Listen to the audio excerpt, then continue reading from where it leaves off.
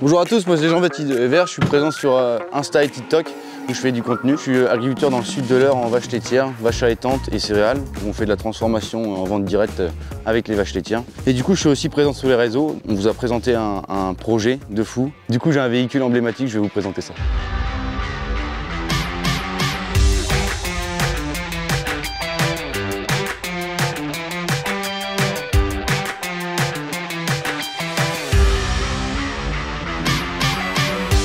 Moi aussi je suis éleveur et j'ai besoin de voir d'autres façons de faire. Pour ce petit road trip on n'est pas tout seul, on a aussi des partenaires. Donc on va aller voir dans des fermes comment ça se passe dans d'autres fermes. Ça le traite ou des robots ou des rotos, des choses comme ça.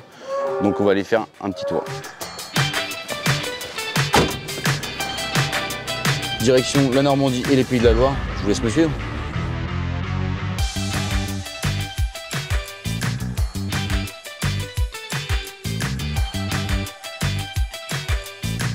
Ça fait bien 2 heures que je roule là, on est dans le secteur Apérine, je vais aller lui faire un petit coucou tiens. Oh là là, ça fait 1 heure que je l'attends, c'est pas possible. C'est bon, t'as trouvé le chemin? Tu m'as envoyé un point GPS, je trouvais pas là.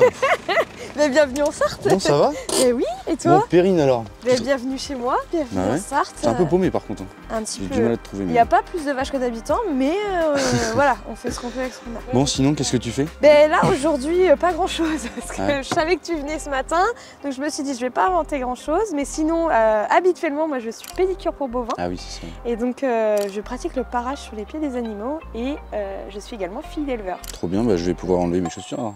Non, non, non, sans façon, non. Je préfère les bovins. Et toi, du coup? Bah du coup, moi là, je passe te faire un coucou, puis après je vais voir une ferme, visiter une ferme. Apparemment, ils ont un beau petit robot, donc on va aller voir ça. Mais il y a des belles fermes en Sarthe. Mieux que chez moi? Des beaux systèmes et des belles fermes et des gars qui savent travailler. On va aller voir ça alors. Allez, et ben écoute, bonne route à toi. Bah merci. Hein. Et puis à une prochaine. Bah ouais, bah de toute façon au 16, 17, 18. Hein. Et ben évidemment, on se retrouve au space. Allez, bisous. Bonne route, salut, à la prochaine. Salut bébé. Salut.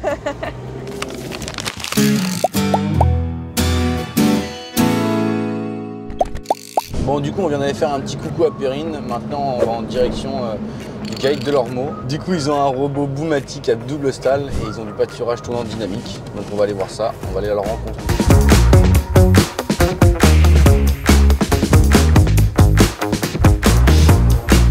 Je crois qu'on est arrivé. Hein. Enchanté. Bienvenue à la Enchanté, Christopher. Stan. Bienvenue au GAEC de Lormeaux. On est installés tous les deux là depuis 2 ans ensemble. Moi ça fait 7 ans. Ouais. Deux frères ou... Non, tiers. Okay. Donc une ferme 185 hectares. On a 90 vaches à salle de traite en robot. Et puis 1 million chez Sodia. Les génies, ça c'est le bâtiment génie, c'est Tari. Donc là on a les petits veaux. Bon, il y a pas mal de monde qui est au pâturage, donc c'est un peu vide. On va en ramener là dans la semaine parce qu'on reprend les inséminations. D'accord. Donc on va aller les chercher, les avoir sous les yeux. Et puis là-bas, nos taris en simple au pâturage. Oui. Pour les surveiller plus. Ça fait moins de fumier, ça fait Et du coup en vélage vous êtes. C'est comment du coup ça se passe? Nous on fonctionne à 1 mois sur 2 en fait. On insémine 1 mois sur 2. Donc comme c'est 9 mois, un mois on est sur les inséminations, 1 mois sur les chaleurs. Ça nous fait nos lots de vélage, nos lots d'insémination et puis pour les petits veaux et les génisses, on a des lots tous les mois comme ça à élever. Ça organise le travail. Quoi. Du coup là on va aller voir les robots, si ça vous dit? Ouais, ils sont juste en face. Allez c'est parti. Donc la laiterie, on a un tank de 15 000 qu'on a rentré avec un peu de mal. On a dû relever la toiture, démonter la gouttière. Donc les robots ont 6 mois d'installation. Donc là on est à l'emplacement de la salle de traite historiquement. On avait une 2x8. Ça fait une trentaine d'années avec un quai à droite et un quai à gauche, une fosse de plein pied. Et du coup, pourquoi avoir passé de salle de traite à robot? On a un associé qui est parti à la retraite, donc c'est surtout ça. On s'est posé la question de garder la salle de traite et d'embaucher. Bon, on voit les difficultés d'avoir de la main d'œuvre en agricole, comme ailleurs, je pense. Du coup, puis l'aspect robotique, c'est quand même la technique, tout ça, c'est un côté intéressant. Tu sais tout comme ça. Ouais. C'est vrai. Et sur l'organisation de travail, la souplesse. Quoi. On s'en rend compte aujourd'hui, les week-ends, si on fait le travail 2 heures plus tôt, 2 heures plus tard. Bien sûr. On avait un mariage commun le week-end dernier. On vient 2 heures plus tôt. Voilà. C'est une souplesse. Quoi. Que la traite, c'est à telle heure. On était plus strict. Donc maintenant, vous faites la fête tous les week-ends. Presque. En ce moment, oui. Du coup, il n'y a plus de week-end, on fait la fête tous les soirs, tous les jours. Donc voilà, de toute façon, il n'y a pas de vaches, elles sont parties au pâturage. Du coup, dès que tu ouvres, ça coupe. Ça coupe l'hydraulique. Sécurité. Ça coupe l'hydraulique. Mais après, quand il est en fonctionnement, si j'ouvre, la traite se poursuit, mais ça condamne le bras. D'accord, oui. Il faut juste à la fin, je referme et que je réarme l'hydraulique. C'est une sécurité pour le bras. Donc on en a mis 2 en L, en bout de bâtiment. Un bâtiment logette avec 2 racleurs et puis Cornadi, 85 places. On est saturé là, au niveau du bâtiment. On est 88 au niveau des robots. Est-ce que tu peux me faire voir un petit peu comment ça marche un peu? Parce que moi je suis en traite alors je connais pas trop. Bah là il me présente 4 vaches. Là c'est 4 vaches qui devraient venir là. À 8 heures d'intervalle, il en attend 4 parce qu'elles sont parties au pâturage depuis midi à peu près. Donc c'est le début. Après là je retrouve ma page d'hier. Donc hier on a fait une moyenne à 36,6. Ça c'est la vitesse à 3 kg de lait par minute. 3,4 kg de lait par minute. Ah ouais, tu sais même le temps et tout, ça va mettre. Ouais, c'est le débit quoi. On travaille pas dessus en génétique, mais c'est des bons résultats. Stade de lactation, on est à 206 jours. Là on traîne un peu parce qu'on attend les vélages qui rentrent. On a voulu grossir un petit peu en période de pâturage, de garder des vieilles vaches. Elles dorment dehors, donc c'est plus facile. Sinon, on va avoir 5-6 vaches de parce que du coup, là, les vaches, elles rentrent et elles sortent comme elles veulent. Ouais, elles font leur vie. Il y a une porte de pâturage pour les trier un petit peu. 2,7 passages hier. Ça, c'est la journée d'hier. D'accord. On a toutes les infos, même plus que ce qu'on sait faire. Chaque point, ça va être une vache, avec le stade de lactation, la production. Ça, la courbe, c'est une journée? C'est les points d'hier. D'accord. Et la courbe, c'est la moyenne. Donc on voit au début de lactation, on monte un peu plus de 40 et à 400 jours, on est encore à 30 kg. On trouve les vaches, on choisit nos vaches une par une. Et on a le même écran que ça sur notre téléphone. Donc toutes les infos, on peut jouer sur les portes, fermer une porte, ouvrir une porte. On a installé une caméra. C'est vrai que quand il y a une alarme, une alerte qui se fait, bon, avant de venir ici, on jette un coup la caméra et puis si on peut le faire à distance, on le fait à distance. Ah ouais, du coup c'est un robot en arrière, traite arrière. Ouais, traite arrière. On peut intervenir sur la mamelle, les tarissements, je les fais dedans. Et puis, on a le manuel, les génisses, les premières fois, même mes kippars, quand elles reviennent, je fais les premiers jets, je la branche en manuel, et puis c'est parti. Après lui, il photographie toutes les mamelles à chaque traite, et il se fait une moyenne. Parce que la mamelle, elle évolue dans le temps. Oui, bah oui. Et il y a une intelligence artificielle. Pour que le bras après il s'adapte aussi. Donc là, il s'adapte sur le. Non, ça marche bien. On est impressionné des fois des mamelles qui sont pas non plus chouettes. Ouais, ou le pied comme ça, il arrive à des crayons qui se touchent même. Nous, on est habitués c'est ce qu'on a connu avant, ça a été, un autre choix aussi. Bon, ça fait partie d'un des choix. Les vaches étaient habituées au TPA, donc on s'est dit ça peut nous aider sur la transition. Oui, c'est sûr. Oui, bah oui. Voilà, moi je suis en salle de traite en semi-épi, en 2x10 simple équipement. Parce qu'on en a en vache normale et on fait de la transfo, on a moins de lait. Puis comme ça on peut traire tout seul quoi. En simple équipement, ça va vite. Ah oui, c'est sûr. Puis vu qu'on a les routes, on ne peut pas passer les vaches. Là, vu qu'il y a les routes, il peuvent y avoir des robots. Parce que faut traverser la route. Soit il faut faire un pont, soit faire un tunnel. Oui, on a eu le même problème là. Parce qu'avant on avait 20 hectares de pâturage. Ah ouais. Et t'as une route entre deux. Il y a une route tout autour, il n'y a que 10 hectares accessibles. Bon, on est resté sur 10 hectares, 20 paddocks, on fait du pâturage tournant dynamique, on a le petit parcellaire là. Ah oui, ok. Ah oui, c'est vraiment autour de ça. Ça c'est vrai. Il fallait, on n'avait pas le choix. C'est nos chemins. Et tous les jours, de toute façon, si tu mets un robot, c'est obligé de tous les jours une nouvelle personne. Donc du coup, on s'est limité à ce pâturage là. On disait tout à l'heure, la porte de pâturage, sortie du bâtiment, comme on pourra aller voir. Et là, ça c'est quand elles sont de ce côté-là, là c'est le chemin. Un autre chemin d'accès de la ferme. Et puis là, c'est quand elles sont dans la 17 aujourd'hui. Là, elles sont dans la 17. On fait une parcelle sur deux. C'est jour et nuit dans la même parcelle. Jour et nuit dans la même parcelle. Et après, tu changes. Et elle a 20 jours pour faire tout le tour. Là, on fauche avant ou après le passage des vaches. On a fauché ce matin avant de les mettre pour nettoyer les parcelles et que dans 3 semaines, on ait une bonne pousse. Et du coup, en hiver, elle reste le bâtiment? Hiver, tout le bâtiment, 15 novembre, 15 février.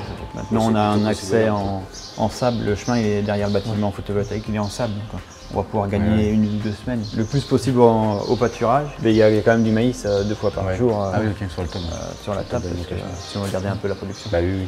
Et puis quand, imaginons, vous êtes en période de sécheresse, comment ça se passe? Vous mettez un peu plus, on va dire, de... on augmente un peu plus à l'auge, forcément. Oui.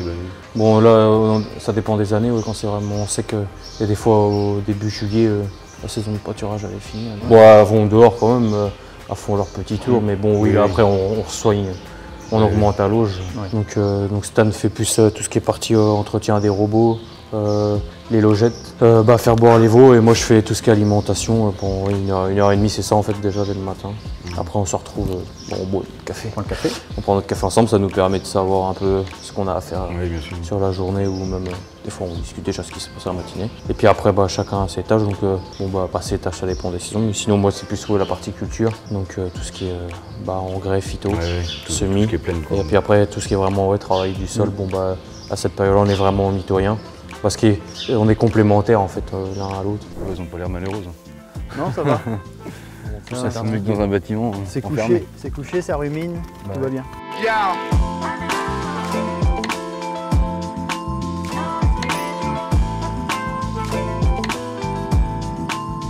Je pense que si tu mettrais pas de granulaire, on trouverait aussi facilement ou pas? Moins. Ouais, moins. Il faudrait que la mamelle elle soit, qu'elle ait en mal à la pression mamelle, pour qu'ils viennent. Comme les enfants quoi, c'est les bonbons qui les attirent. Oui, c'est ça. Donc là, tu as le pré-trempage, il va faire les 4 crayons. Bon, c'est une tasse qui va être tarie dans les semaines à venir. C'est une petite mamelle. Du coup là c'est un robot trait arrière en gros. Robot traite arrière, même système que c'est une TPA, nous ce qu'on avait avant en salle de traite. C'est ça qui nous a un peu choisi aussi sur le choix. L'avantage de la faux qu'on ira voir après. Et puis la partie manuelle, c'est qu'on peut brancher, voilà, il le fait tout seul, c'est bien. Si on a besoin, nous on descend, on branche. Puis moi t'es en sécurité aussi. Ouais. En sécurité. Ah oui, t'es en sécurité, c'est pareil. S'il y a besoin d'intervenir, une mamelle blessée, un tarissement, on le fait quoi. Là, c'était un point. Et l'autre point, c'est la disposition en L avec l'accès de chaque côté. C'est la marque où on peut choisir de faire rentrer, sortir une vache de chaque côté. Donc là, on a fait un parc. De l'autre côté, c'est la stabilisation. Et ici, c'est le parc infirmerie ou village. Ah oui, si tu as envie Et d'attraper elle a par là, accès. Donc là, je peux lui dire, tu me sors la vache à droite. Donc tu gères soit sur le téléphone, soit sur l'écran. C'est ça, ouais, à la demande, comme on peut dire, si on veut inséminer la vache, là actuellement, il y en a très rarement, on sert vraiment de la cage si besoin. Quand elle est Mais quand on veut, c'est ça, comme on disait tout à l'heure, la souplesse, si jamais on est dans le champ, qu'on sait que la vache elle va passer, là qu'on sélectionne via notre téléphone. J'ai une question, sur le téléphone, tu sais s'il y a un crayon qui a rendu plus que l'autre? Ah oui. C'est crayon On a la production. Pas par crayon, c'est la pesée. Voilà. Par crayon, c'est là. Ouais. Mais, et la conductivité aussi. C'est pas. On peut regarder dedans, c'est ça, on a une pesée. Et après, par contre, lui, tu vois, là. Et là, tu vois, il y a un crayon, il y en a plus, il va pas se décrocher du coup. Non, il va décrocher. Il va le remettre en fait. Je sais pas. Ça, par contre, c'est bien ça. Par contre, comme c'est une TPA. Il adapte la production de chaque crayon. Après, on a des vaches qui sont sur 3 crayons. On lui dit, l'avant-droite, tu branches pas. Parce que moi, en traite, par exemple, j'ai une vache qui a 4 crayons. Un crayon qui donne de fond. Et du coup, on la met en manuel, sinon elle va décrocher. Ah, d'accord. Oui, que là, lui, il se décroche vraiment quartier par quartier. Non, on a raison tous les deux. On ne l'a pas par crayon, mais on a le temps par crayon. Donc elle, la dernière fois qu'elle est venue, avant gauche 2 minutes 40, avant droite 3,04. J'ai le temps et après j'ai la conductivité. C'est un laser qui va nous donner l'aspect du lait en fait. Là tu vois, l'avant gauche il devait être mal branché. Du coup il rebranche derrière, exprès pour avoir l'accès. Comme c'est la traite par l'arrière. Là il estime 16,5 kg pour celle-ci là. Et il se trompe pas trop. Ouais, souvent. Nous, l'inconvénient, c'était le SAV, parce qu'on est Sud-Sarthe et ils n'étaient pas trop présents. C'était un peu un pari de partir avec eux, mais on les appelle, ils répondent. Et puis quand on voit le fonctionnement, tout se fait à distance. Là, c'est plus l'avantage, c'est ça en fait. La hantise, c'est un peu ça, c'est que t'es pas de SAV pas correct, quoi, disons. Mais là, ça fait partie de l'avantage du robot Boomatic, c'est que, en fait, comme je te le montrais, moi je le contrôle aussi bien de mon téléphone, et eux, ils contrôlent aussi bien de leur PC chez eux. Donc, c'est ça. Donc, en fait. Sauf vraiment un tuyau, comme on disait, un tuyau tombé, percé, quoi. Mais si vraiment c'est un problème électrique ou quoi, ou un redémarrage de robot, eux ils font tout à distance. Déjà c'est une perte de temps en moins parce que même si tu attends que le gars il vienne, nous ça dépend d'où ils sont, mais t'as tout de suite 1 heure ou 2 de perdu. Mais là le gars au moins dans l'instant T, il regarde, ils savent de qui de quoi. C'est vrai. On l'a mis en route l'été dernier, le 7 juillet. Il y a eu des petites pannes au début, j'étais en train de faire du run. Il y en a un qui s'arrête, pompe à lait à arrêter. Je les appelle, je regarde à la caméra, je les appelle, je suis même pas descendu de mon tracteur, ils ont pris la main dessus. Ah oui. Ils m'ont dit on te rappelle un quart d'heure après. puis c'est reparti quoi. Bah, c'est l'avantage aussi qu'on disait tout à l'heure d'avoir mis la caméra. On a eu ça un peu au début quand on l'a mis en route. Bon, elles sont un peu commères. Des fois à rester, elle sortait pas totalement. Ah oui, oui. Donc forcément la porte elle revient pas. Oui. Donc bon, il se met pas en mode erreur, mais lui il t'envoie une notification pour te dire et bah tiens ouais, porte elle reste ouverte. Donc là bah hop, au lieu de revenir à chaque fois, ouais, tu prends ta caméra, tu regardes, ouais, et puis voilà. Tu viennes, elle va être partie donc. Y a pas d'urgence quoi. C'est vrai que si t'as pas la caméra, tu viens. bah oui. Bah ouais, si t'es sûr de ton coup, bon bah tu. Moi je pense que t'es venu 3 fois après tu. Ouais, tu connais le truc. Il y a quand même la trappe à l'arrière. Bon, comme on disait tout à l'heure, niveau sécurité, déjà tu peux intervenir dans le robot, on n'a pas été obligé de refaire une case à côté ou quoi que ce soit. On peut intervenir dedans. Bon, la fosse, ça a été c'est de nos choix. Ouais, c'est pas obligatoire, je veux dire, la fosse c'est pas obligatoire. Bah, il nous expliquait qu'aux États-Unis ils font jamais de fosse en fait. Il n'y a qu'en France qu'on réclame des fosses. Là du coup pour l'entretien, tout ça, tu fais ça quand, comment? Eh ben, c'est vrai qu'au début je m'étais dit ça sera comme en salle de traite, on faisait une demi-heure de nettoyage le matin, une demi-heure le soir, c'est ce que tu dois faire à peu près. En fait je me rends compte que le matin on arrive, on fait rien, je rabote mes logettes de l'autre côté quoi. Et puis en fait si le soir je mets un quart d'heure par robot. Changer le filtre, nettoyer, j'ai mon seau d'eau, nettoyer les manchons, tout ça, la caméra. Là ce qui souffle c'est la caméra qui est en train de se faire nettoyer. D'accord, ok. Et ouais c'est une bonne surprise ça. Et là la caméra elle est sur le bras là. La caméra c'est le petit écran, au-dessus tu as des petites lumières, tu as des petits tuyaux, c'est de l'air qui est injecté et en même temps il jette de l'eau. Bon bah les gars, merci pour la visite. Oh bah oui, pas de soucis. Bon j'ai des petits cadeaux pour vous, un chaque chacun. Merci. Un couteau. Ah. Je vous les donne parce que moi je les perds tout le temps. Ça m'arrive aussi. Une casquette. Merci. Une casquette. Et 2 pour l'espace. Voilà. En tout cas merci pour la visite et puis bah, je pense qu'on se donne rendez-vous au SPAS le 16, 17, 18. Puis si vous voulez voir un robot boumatique comme chez eux, n'hésitez pas à venir au SPAS le 16, 17 et 18 septembre.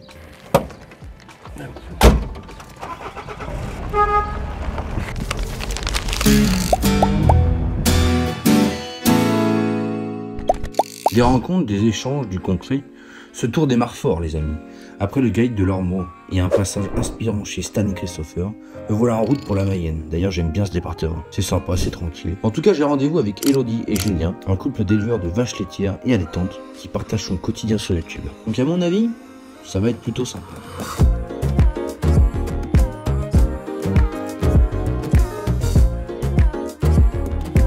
Du coup Julien c'est ça? Oui c'est Julien. Okay. Et vous faites quoi sur la ferme du coup? Et ici c'est principalement du lait, des vaches laitières. On a 75 vaches laitières. Et en parallèle, on a une vingtaine de mères limousines également. On a une petite production de viande et de sélection. Ça fait combien de temps que vous êtes ici? Eh ben, c'est tout récent. Hein. Moi, je suis installé depuis 2016. Elodie m'a rejoint après, ma femme, et on a déménagé. Pour nous sécuriser, on a préféré déménager. On est arrivé ici en Mayenne en août. Ça fait même pas un an. Ouais, c'est tout récent. Donc, on découvre nouvelle ferme, nouveaux champs, quelques nouvelles vaches aussi. Et on est en bio. J'ai pas précisé, mais tout est bio. Auto-chargeuse, alors vous avez coupé directement le... Ouais, c'est ça. On va couper une fois ou deux de l'herbe fraîche là, tous les jours pour les vaches. Et c'est parce qu'on n'a pas assez de surface accessible. Il n'y a pas assez de pâturage autour du bâtiment pour les vaches. On leur apporte ça et tu vois, elles en raffolent. C'est ce que j'allais te dire, ça a l'air bien appétant parce que...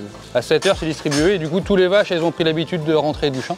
Ah oui, puis après, là, pour la traite, impeccable. Et le soir, pareil. De toute façon, il n'y a plus d'herbe dans les paddocks ici. On fait 2 tours par jour. Hein. Et quand elles entendent l'autochargeuse arriver, elles reviennent. Sinon, céréales un petit peu ou... Céréales, on va en faire 10 hectares par an et on fait à peu près 10-15 hectares de maïs en silage par an aussi. Okay. Et sinon, tout le reste, c'est de l'herbe. 160 hectares, mais ben, presque 130 hectares avec que de l'herbe. Okay. Du coup, j'ai appris aussi que vous étiez sur les réseaux, du coup? Et ouais, on a commencé YouTube en 2020, je crois que c'est la 4e ou 5e année qu'on fait ça. Et l'idée, c'était de partager un peu ce qu'on appelle notre quotidien d'éleveur. Pour montrer ça aux gens, comment ça se passe vraiment dans une ferme de taille normale, on va dire. Et on trouve que le public, il s'est éloigné un peu de ce qui se passe dans les élevages. Et c'est bien de montrer ce qui se passe à l'intérieur d'une vraie ferme. Et ça nous plaît, on adore ça. Et surtout, on adore les retours, les commentaires des gens sur nos vidéos. Ouais, c'est vraiment sympa. Et du coup, alors, ce style de vidéo, c'est le quotidien à la ferme? Ouais, un peu les journées classiques. Et on accentue un peu les gros chantiers, comme par exemple les fauches, les ensilages, même curer le fumier. Tu vois, ce qui sort un peu de l'ordinaire, on le fait. Et je te cache pas que ce que les gens préfèrent, c'est quand tu as une évasion de vache, un truc comme ça. tu mets le truc, le titre, c'est les vaches se sont échappées. Et ben ça plaît à tout le monde. Et c'est les vidéos comme ça, c'est vraiment du live quoi. Tu les filmes, c'est la nuit, tu es avec ton téléphone, on voit pas grand chose.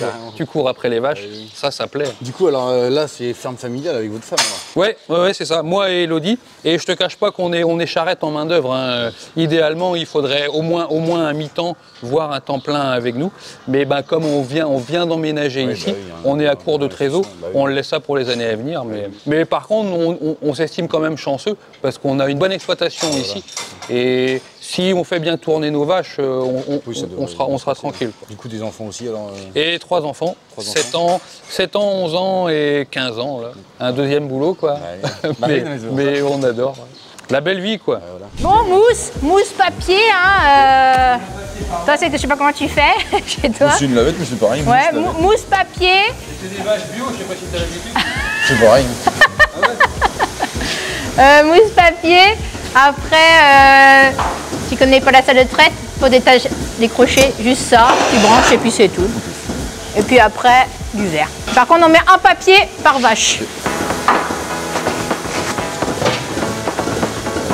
Qui c'est que tu veux, Paty?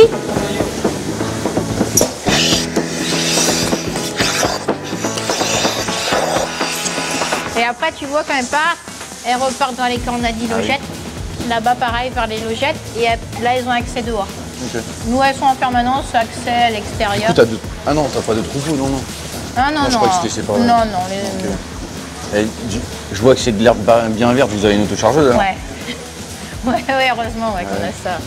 Bah, en fait, ici, il n'y a que 28 hectares autour, hein, c'est ça. On n'a que 28. Et en fait, on a un deuxième site où là, on a 80. Okay. En fait, la salle de traite aurait dû être là-bas. Ah oui. Bon, les mousses. Elle est où la mousse? Je cherche, mais... Là-bas, mousse. Allez, nous et là avant. Ça a été le plus dur pour les vaches. D'apprendre à vraiment venir et à tourner. Oh là là, galère. Ah, des petits changements. On était à 5 à la traite, du coup. Ah bah oui, ça m'étonne pas. Allez, Tahiti. Et le Jersey? Bah moi je fais ces deux-là, comme ça c'est ensemble. Tu peux donner à la blanche, là, si tu veux. La blanche, mais elle est noire. Ouais, bah non, j'ai Attends, on met... là, t'as plus noir. Et au Jersey, là. Ok. Ça, je vais le vendre, du coup. Je vais l'engraisser un peu, et puis on va les vendre à 6-8 mois, en fait. Parce que ma laiterie veut pas de lait cet été. On travaille beaucoup avec les cantines, avec une petite laiterie où il y a 17 producteurs. Et en juin, juillet, ils veulent pas de lait. Parce que les cantines, voilà. Du coup, bah, qu'est-ce que je fais de mon lait en trop?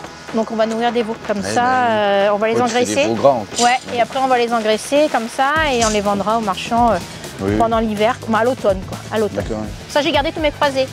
Tu vois, j'ai ça c'est normand, du coup ça c'est un croisé aussi, c'est pas un pur Jersey je crois. Okay. Et ça c'est de l'Angus celui-là. Les deux Angus. Des fois, Angus ça vaut cher encore. Ça va. Nous on croise en Angus et en Limousin quoi. Beaucoup. Comment? T'as combien dans ton troupeau? Combien de vaches?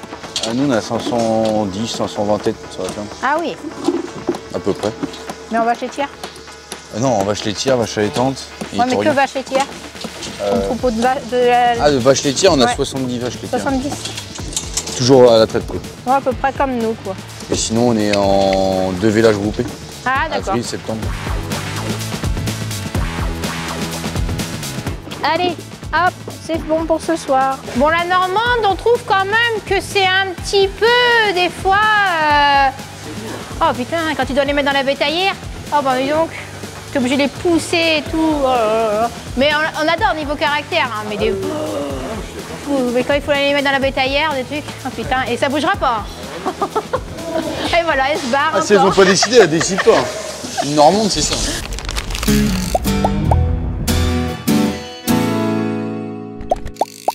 Bon, du coup, les amis, on part de chez Elodie et Julien. Merci pour leur accueil. Franchement, on a été très bien accueillis. Donc là, on a terminé cet épisode-là. Et demain, on part à 5h30, direction voir un roto de traite. Dans notre prochain épisode sur les routes du space, on poursuit notre périple à la rencontre de nouveaux éleveurs et de méthodes de transformation inspirantes. Je sais pas vous, mais moi en tout cas, je suis chaud. Et ce n'est pas tout. Invités surprises et lieux emblématiques de la Normandie vous attendent. Abonnez-vous pour suivre la saga vidéo du Space 2025 et rendez-vous les 16, 17 et 18 septembre à Rennes. J'espère que vous êtes chauds. parce que moi je suis bouillant.